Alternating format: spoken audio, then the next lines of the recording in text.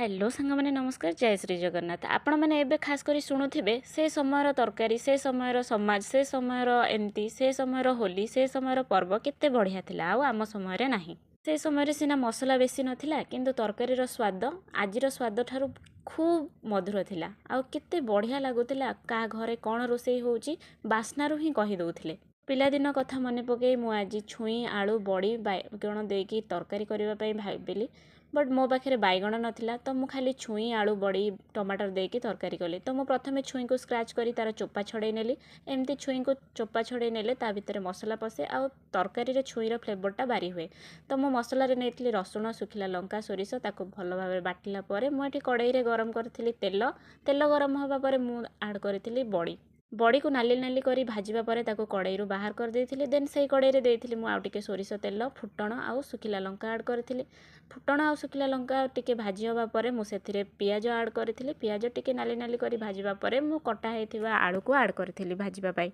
आलू को एमती लंबा लंबा करी काटिबे एमती काटिले तरकारी बहुत बढ़िया लागे देन मु आड करी कटा हेथिबा टमाटो कारण मते सोरिष मसला देकी जेहेतु तरकारी करिवार थिला मु आगे टमाटर को जारी देथिली देन एठु मु मसला आड करछि आ मसला रे टिके बस हळदी गुंड देछि ट्रस्ट मी गाइज मु आ किछि मसला दे नाही मसला आड करिबा परे सेथिरे टिके पानी देकी मु ताको घोड़ै देथिली कारण घोड़ै देले मसलार स्वाद आ बास्नाटा मैनेज होबो देन मु